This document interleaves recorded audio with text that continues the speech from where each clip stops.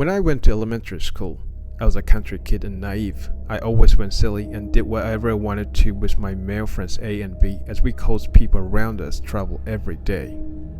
Me and A always caused trouble to someone, and we were abandoned by our family. Only B's mother always cared about us. She was always in a severe attitude whenever she communicated with us, but she looked after B and us at the end of the day. When we were in the third-year student in junior high school, B and his mother quarreled and fought each other fiercely in his house, and he abused his mother mentally in an excessive manner. When he was abusing with scream in outrage, his father came back home.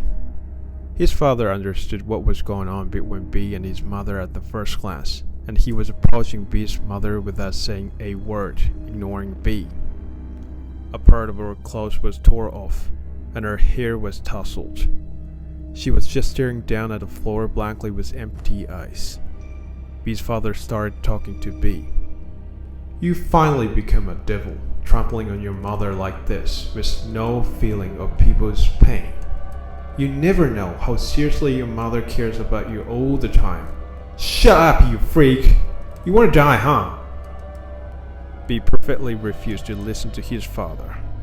But B's father kept talking to him calmly without reacting his insulting words. "Do you really think you have nothing to fear? Bring it on! If you've got something that's gonna chicken out, just show me right now." After B's father thought something silently, he started talking to him. "You're my son. I know how seriously your mother cares about you every day. But if you keep trampling on your mother like this with no mercy, I'm gonna tell you one thing from now as not your father, but just a stranger. Which means I'm already prepared to think that I don't care about whether or not you're gonna be dead. If it's okay for you, just listen to my talk." B's father's words were extremely determined enough to overwhelm B.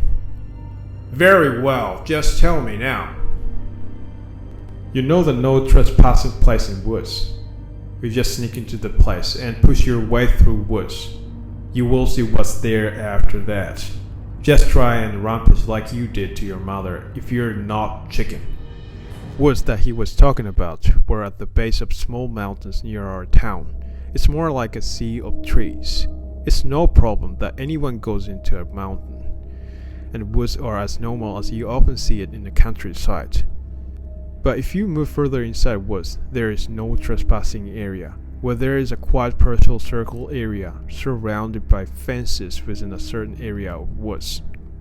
This circle area was surrounded by 2 meters high fences entangled barbed wires, and thick iron ropes. Shide, zigzag-shaped paper was attached to all the fences here. Moreover, various types of countless bells were put on the side of the fences. Fence line was distorted. It was not normal. Sometimes I saw Mikos, shrine maidens, gathering near the entrance woods. Whenever they came to this place, the whole area of woods became no entry. I didn't know what they were doing inside. There were so many rumors related to this no trespassing place spreading around among children. The most spreading rumors was like there was a cult brainwashing center inside of the circle. In the first place, nobody went there, so nobody knew what was inside the circle area. B's father took B's mother to the second floor without waiting for B's reply. B left his house and he got together with me and A waiting for him outside. We heard about the story of no trespassing place from B. "We'd better not go if your father went that far. I heard that place was Cal's hideout. It's like your father is expecting that you will get caught and brainwashed in that place, isn't it? Just a bit scary. Would you like to go?" "Sure I do. That's his silly bluff." Me and A were just following B for fun, and we decided to go to the taboo place in the woods. At around 1 o'clock in the midnight, we reached woods and were moving further inside as we were shining a light. Our first road was quite easy for us to walk through even with light clothing and equipment. But the problem was that it took us about 40 minutes by walk to get there. Something weird happened not 5 minutes after we entered woods. Weird noise resonated from far away at the same time we started walking woods. Tranquility of night was emphasized the weird noise profusely. B realized the noise first. Hey, did you hear something?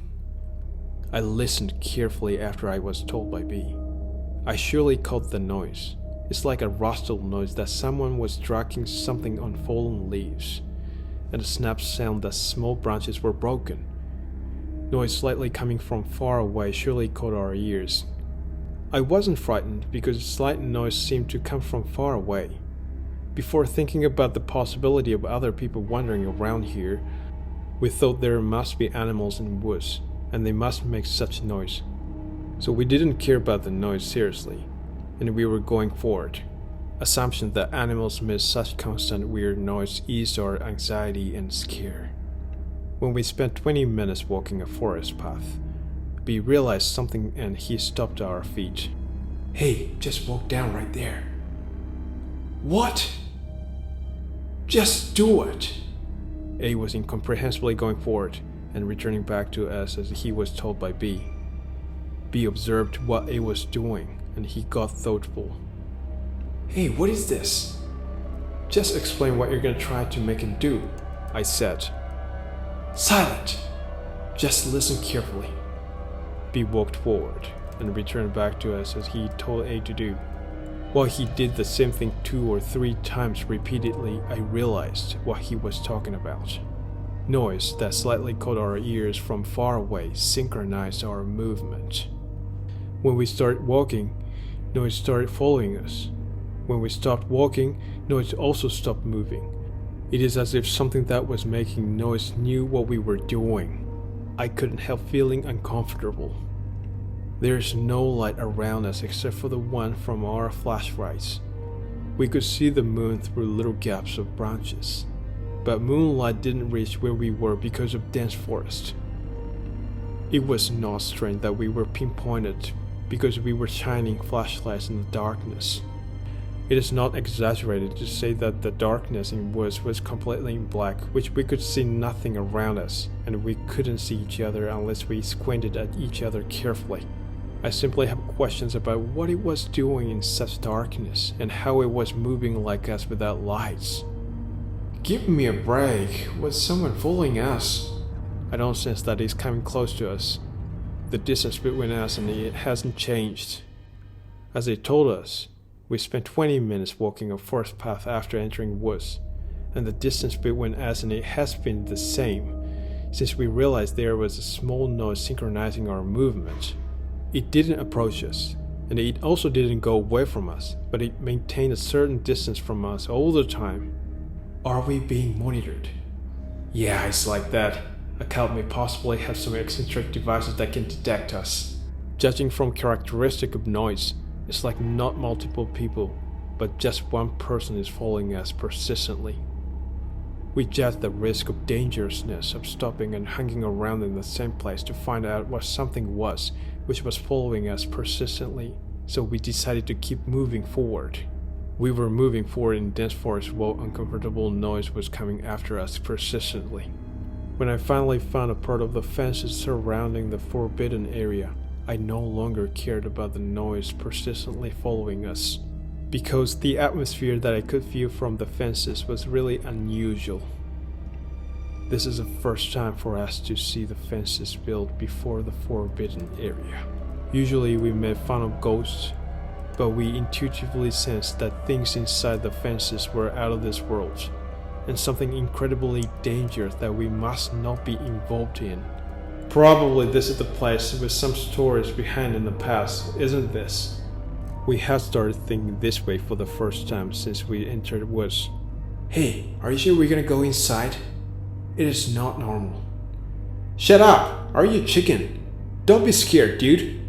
B shouted at me, and A who got nervous by seeing the fences in front of us that made us feel very unusual, and he started breaking the fences with tools that he brought from home.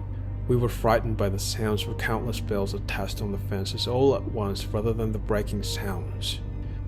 The fences were not broken easily. We knew nothing about the strength of the fences beforehand, so we realized the tools we brought here were poor and useless. Or rather, the fences were way stronger than we expected naturally, which was as steady as a rock that made us think that these were made out of special materials. We had no choice but to climb over the fences. It was not that difficult to do that, thanks to iron rods put on the side of the fences.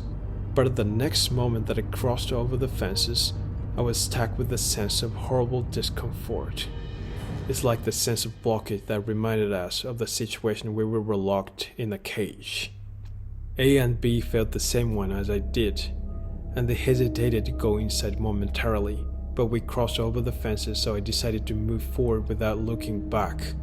As soon as we started walking forward, we realized one thing, which was that noise persistently following us stopped after crossing over the fences. Maybe noise came originally from here, didn't it? No entrance in the fences as long as we saw it, so that's why that couldn't come close to us, don't you think? You've gotta be kidding me. How could you see this place from where we noticed noise first in the darkness? And how could you realize that someone entered this woods from the inside of the fences? Naturally thinking, B's words were correct. There was too much distance from the entrance woods to this forbidden area. I said it took us 40 minutes walking from the entrance woods to this forbidden area, but we were sure that we didn't walk slowly, and the distance could be estimated around a considerable number, I guess. But I couldn't deny his words strongly, because the thought that might be out of this world popped in my head. Me and A thought that this was really no good from the moment that we saw the fences, but B came on too strong with no fear. He was fully motivated. I don't care if that's a ghost or something. If what you said is true, that can't get under the fences, right? That's no big deal. He said so and moved forward. We walked for 20 or 30 minutes after we climbed over the fences. When we could slightly see the fences on the other side, I could find one mysterious thing. 6 specified trees were tied with 6 thick shimenawa straw festoons, and the shape of shimenawa was just like a hexagon. The zigzag-shaped paper put on shimenawa seemed to be more formal than the ones put on the fences. There was a hexagonal space between these 6 trees. We found a small box, which was like an offering box, in the center of this hexagonal space. At the moment we witnessed the small box, me and A were seriously in panic at the back of our minds. We thought things were seriously at the worst. We needed to get out of here as soon as possible. Even naive kids like us at the time understood what usually shimenawa was used for. In that sense, undoubtedly the reason that this area was not trespassing was this small box in front of us. We finally opened a Pandora's box that we must not open. Probably this is the thing that your father was talking about. No rampage can be done. It is absolutely not funny. But B didn't hold back his self-assured attitude. It is not something bad, is it?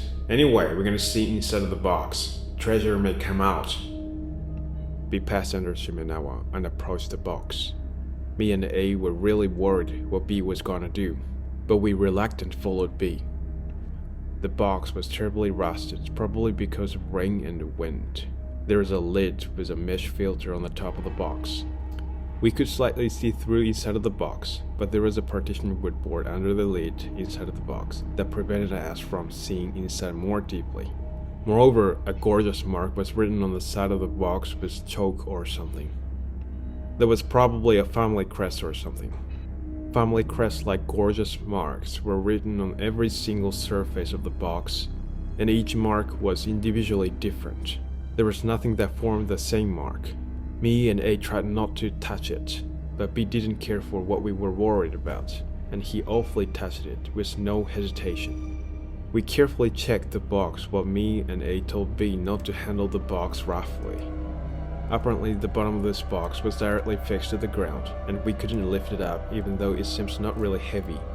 When we were checking the box every corner to find out how we could see inside, we realized there was one surface that we could open. Hey look, I can open here. Let's see inside. B opened it, and A and me peeped inside the box from the back of B.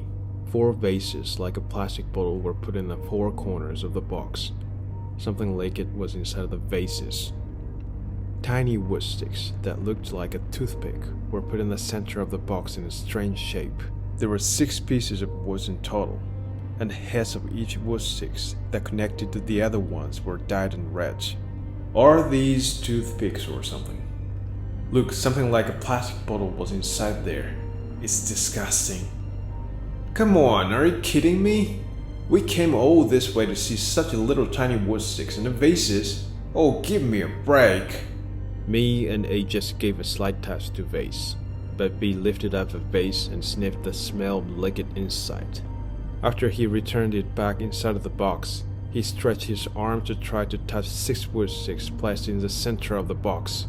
At the time, B's arm was really sweaty. Sweat ran down from his arm to his finger. The tip of his finger stuck to one of the wood sticks momentarily because of the sweat. The strange shape formed by wood sticks was collapsed. At the moment, Bill's violin rang all of a sudden from the fences in the opposite direction of where we came in, that was faintly visible from a hexagonal place where we were. We were frightened and screamed with each other and looked at each other all at once. Hey! Who the is this? B started running in the direction of the fences. Hey B, come back! Don't go that way! Hey B! What the hell are you doing? It's not funny! Come back! When we were about to rush after B came to a sudden halt, and he froze while he kept pointing a flashlight at the front. Hey, you're killing me, you freaked me out. We were slightly relieved and approaching him. When we looked at him, he was trembling. Hey, what's the matter? Are you even listening to me? While we were speaking to B, we subconsciously casted a glance at the direction where B was pointing a flashlight at. B's flashlight was being pointed at the root of one of the crowded trees. Woman's face was peeking towards us from behind the tree. She poked half of her head out behind the tree. She smiled a toothy grin by exposing upper and lower teeth at us with glazed eyes. At the same time, someone screamed out. We ran away from that place. My head was totally blank, but my body automatically ran away against the will of mine. It was like my intuitive took the best action to protect myself from horrible calamity. We didn't have time to think about each other, but we rushed straight to the fences desperately without thinking anything. When we came close to the fences, we jumped on it, quickly climbed over and jumped off the top of the fences. We were about to quickly go back to the entrance of the woods, but A didn't come yet. A was really confused, and he was still struggling to climb the fences. Hey, what are you doing? Hurry up! Come on, hurry up! Me and B didn't know what to do while waiting for A. Oh my, what the hell is that? Who knows? Shut up! We were completely in panic.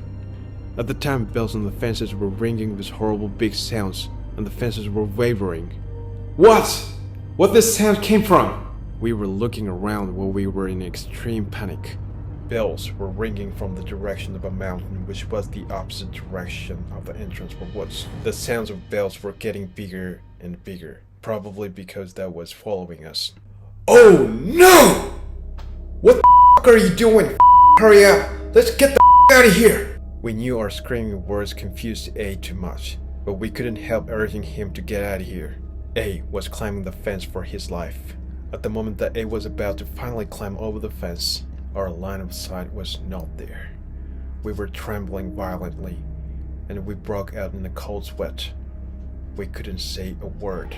A realized our state, and he casted his eyes in the direction where we were looking. They held fast to the fences in our direction.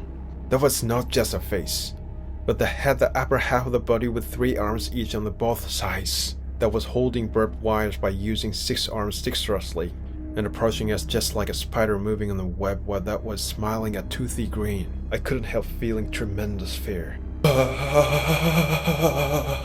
immediately jumped off the fence and he fell down to me and B. We got A up, and we rushed straight to the entrance single-mindedly. We didn't look back, but just focused on the front, and we ran as fast as we could. Although the road to the forbidden area would take us less than 30 minutes by running at full speed, we felt as if we ran for a couple hours. When the entrance of the woods came into view, we could see some figures around here. Hey, that is... Three of us stopped suddenly, and we had our breath taken away and checked them from far away. I'm not sure who they were, but some people gathered around the entrance. They were not that. Right after we got to know that they were human, we went into a crowd. Hey, they came back! Where did you go? Don't tell me you guys went beyond the fences. Hey, let his mother know this matter now. People gathering around the entrance came towards us, and we were pressed with so many questions by people. I don't remember what kind of question I was asked, because our heads were blank, and we got lost in abstraction for a while. We were made to get on a car and taken to a meeting place used for events and rites, although it was 3 o'clock in the midnight. When we came inside the meeting room, my mother, my elder sister, B's father, B's mother came over there. B's mother and my mom were crying. B's mother says, I'm glad you guys made it back in one piece. After that, I was hit by my mother, and A was hit by his father. But my mother talked to me very warm words that I've never heard from her.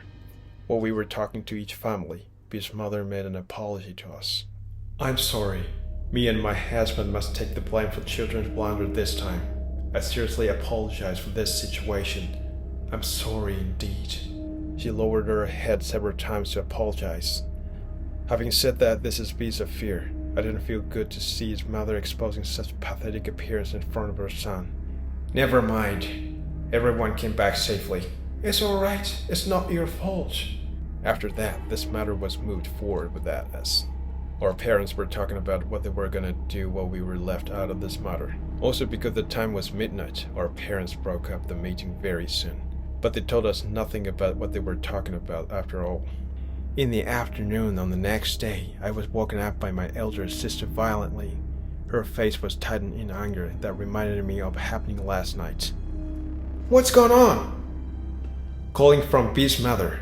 You're gonna be in trouble. I got the receiver from my sister. When I was about to answer the phone, B's mother was screaming at me all of a sudden. B's going crazy. What were you guys doing there last night? You guys just went beyond the fences, didn't you? She was really getting mad. And it was not likely for me to be able to talk about this matter with her calmly on the phone. I closed the phone and rushed to B's house. It was already there. He also received a call from B's mother about B's state. We listened to B's mother. According to her, B suddenly shouted that his both arms and legs hurt right after going back home last night. And he fell down while he kept stretching his arms and legs straight and thirst around the floor saying, It hurts! It hurts! She wondered if he couldn't move his joints because of pain. She nursed him devotedly, but she didn't know what to do for her son just going crazy due to pain. She told us that she had managed to somehow take him to his room, but the situation had been beyond her control. So she had called us to deal with this situation. As soon as I heard the situation from B's mother, we were heading to B's room. We could hear B's shouting voice even from stairs. When we came into B's room, as B's mother told us, he thrust around on the floor while stretching both arms and legs straight. Hey, what's the matter? Hey, what's going on? Get a hold of yourself. While we were speaking to him, he didn't even look at our face. A and me didn't even understand what was going on there. We came back down his mother once. We were asked about what we were doing at the place last night by his mother calmly. Please, tell me the truth. What were you guys doing there last night? This tells everything. And this will tell us a solution for this. What were you guys doing there last night? We of course understood what she wanted us to explain, but we couldn't tell her what had happened there last night well, because it was torture for us to remember all these things happening there last night to answer the question. Or rather, the scene of the monster occupied a large part of my memory, so I couldn't remember what was the origin of this happening. B's mother was persistently asking us not what we saw, but what we did. We somehow tried to remember what caused this happening after all. Me, B, and A saw the same things beyond the fences. 3 of us touched one of 4 vases placed in the 4 corners of the box. If this had been the cause of B's suffering, we would have faced the same problem. We finally realized that only the difference between what A and me did and what B did was whether touching wood sticks placed in the center of inside of the box or not. B touched one of the 6 wood sticks that formed a strange shape, and he didn't fix it to the original state after he collapsed the shape. We told this to his mother. At the moment, her face was getting pale and trembling in the blink of an eye. She took a piece of paper out of a drawer, and she was calling someone. After she spoke to someone on the phone, she told us with her shaking voice, "You must be going there. You're gonna have to get ready to travel right after going back home. I'm gonna tell this to your parents now. Don't worry, your parents will get the message and prepare things you need until you go back home. Please visit our house day after tomorrow, okay?" I didn't understand what she was talking about. She blared the details of what we were gonna do and who we were gonna meet from now, no matter how many times we asked her. A and me left B's house. At the moment I was back home, my mother just said to me, "Ready when you are. You must go there," without asking me anything. 2 days later, A, me, and B's mother visited a certain place while we were told nothing. B had been already sent to this place on the previous day.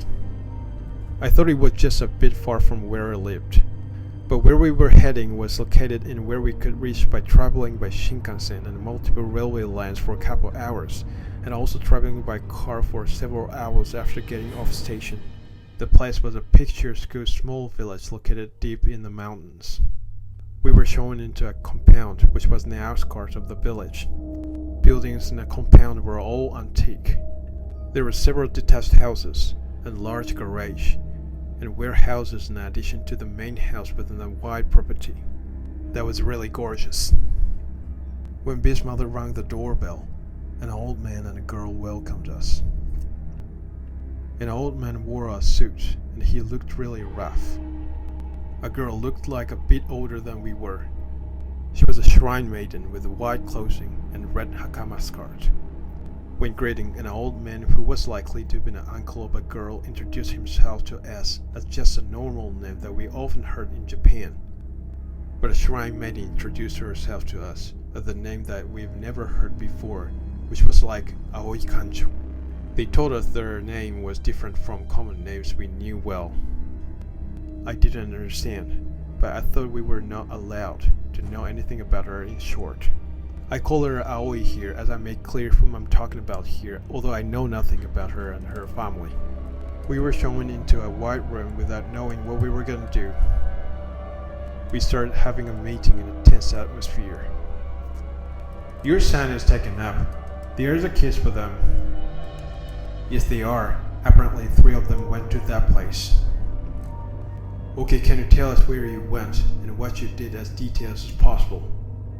He asked me silently, and we were confused how to answer the question.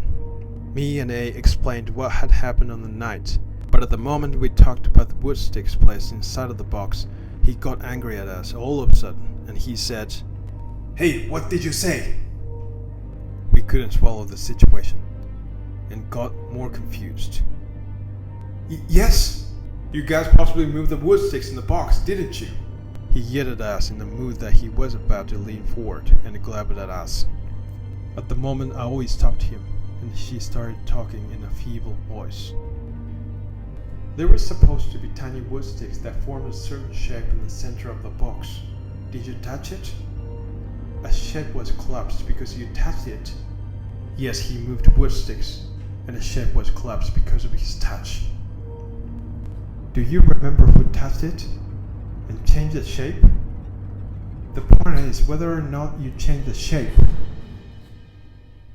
Me and A looked at each other and confessed. An old man sat back and took a deep sigh, and he said to B's mother, "Please listen, Mom. Unfortunately, there will be nothing we can do for B." I didn't hear more details about this. His symptom tells us other causes. I have never imagined that he moved the wood sticks inside of the box. "No way!" B's mother wanted to say something more, but she hid her tongue and hung her face down for a while. I couldn't say a word, but I felt the same. "What do you mean there will be nothing we can do for B? What are you talking about?" I wanted to throw this question to him, but I couldn't.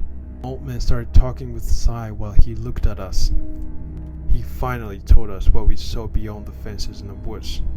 The monster was called Kankandara. How it's called depends on the generation and the family lineage.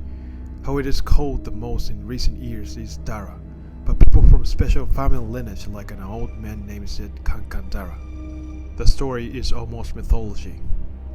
In ancient times, people in a village worried about a monster serpent eating human. They requested extermination of a monster serpent to a shrine maiden who had inherited various powers as a child of a god. A family that accepted the request from villagers sent a shrine maiden with the biggest power in the family to extermination of a serpent. While villagers were watching over the fight, a shrine maiden fought with it for extermination with all her might. But a monster serpent caught her off guard momentarily, and it ate lower half of her body.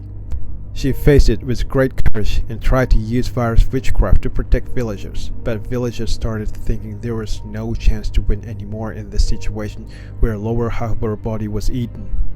Of all things, they approached the monster serpent with the idea that they wanted it to guarantee village safe in exchange for offering a shrine maiden as a sacrifice. A monster serpent accepted this offer because it was annoyed by the existence of a shrine maiden with strong sacred power. It made villagers to cut off her arms, and it ate her body completely. As a result, they got temporary peace in the village.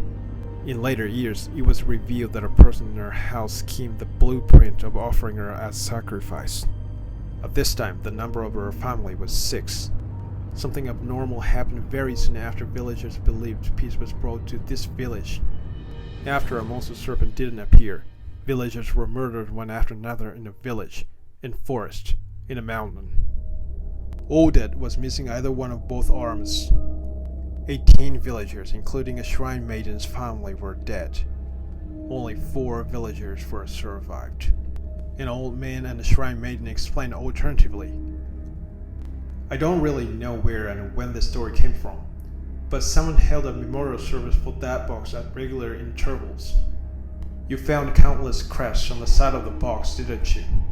Those were the crests of the families that provided the places for memorial service for the box. They are special families with a sacred power like us, and we judge which family will be the next turn to provide a place for memorial service for the box. Really, there was a silly one that volunteered for this. That story of Kankandara will not be revealed to anyone except for a land manager with a special family crest. People living around the property where it is enshrined are only told an exorcist for an emergency case, and the fact that land has a shady history that nobody must know by a land manager. When an emergency happens, a family descended from an exorcist family lineage like us deals with it. So only that fact makes people understand what a shady history behind the box means. We are not the current exorcist family in charge of this case, but I received a contact yesterday as an emergency. Apparently, B's mother made a call to another exorcist the day before the previous day. An exorcist who heard the situation from B's mother took B to this compound, and he left this case to an old man and a shrine maiden after they discussed each other. B's mother already made a call to an exorcist and was told details about what she was supposed to be doing while we were wandering around woods. Basically, the box is placed in the woods or a mountain. As you saw, 6 trees and 6 Shimenawa express villagers. 6 wood sticks in the center of the box express a family of a shrine maiden fighting with a monster serpent. And 4 vases placed in each corner of the box express people survived. And a shape formed by 6 tiny wood sticks expresses a shrine maiden. There is no one who knows details about this story handed down by ancestors more than what I'm talking about, including our family in terms of why that kind of ritual form was taken, and since when the box and wood sticks were brought for memorial service. The most authentic theory is that 4 survivors investigated every single matter in order to settle grudge of a dead shrine maiden in her house, and in the result, they found very unique ritual form for enshrining the spirit of a shrine maiden. In terms of the fences, only the countless spells put on the side of the fences followed the formality of the ritual form. The material fences and iron ropes were uniquely built by the current land manager.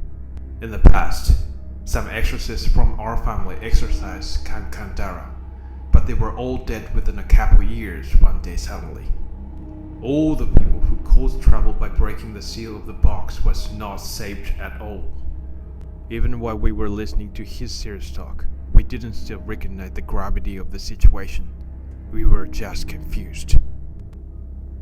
Madam, you understand how horrible thing it is. As I said, if he hadn't moved wood sticks in the center of the box, he would be barely saved, but there is no hope this time. Please help him. This is my responsibility. Please help him. She didn't give an inch. We all knew this was not B's mother's fault, but she took the blame for the incident this time and lowered her head repeatedly to keep supplicating seriously.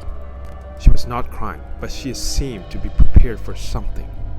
Madam, we have the same feeling. We want to save him, but he touched wood sticks, and he witnessed that. You guys saw that, didn't you? What you saw was a shrine maiden eaten by a monster serpent. You saw the lower half of her body, didn't you? You know what the shape formed with wood sticks means. What? I beg your pardon? Me and A didn't understand the part of his words momentarily. What we saw inside the fences was supposed to be only the upper of her body. The lower half of her body? We saw the upper half of her body, but an old man and Aoi were surprised by our words. Hey, what did you say now? You guys moved wood sticks, didn't you? If so, you guys were supposed to have seen the lower half of her body. Didn't a cursed shrine maiden appearing in front of you have the lower half of her body? How many arms did she have? 6 in total. 3 arms each on both sides of her body, but she didn't have the lower half of her body. Suddenly, an old man leaned forward and drew near us. You really didn't see the lower half of her body, did you? No. An old man turned his head to B's mother and smiled. We may be able to do something for your son. B's mother caught her breath with his words and focused on his talk again.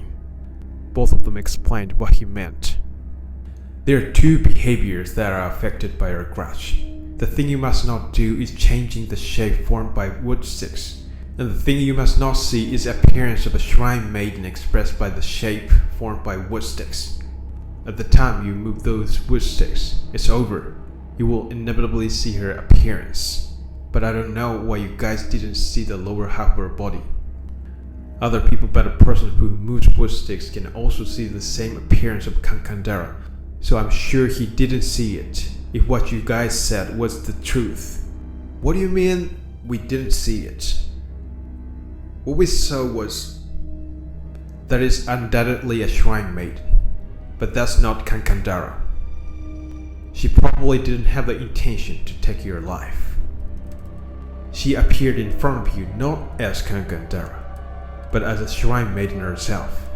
She was just playing with you guys. According to Aoi, a shrine maiden and a Kankandara are the same existence, and also the different existence in a sense at the same time.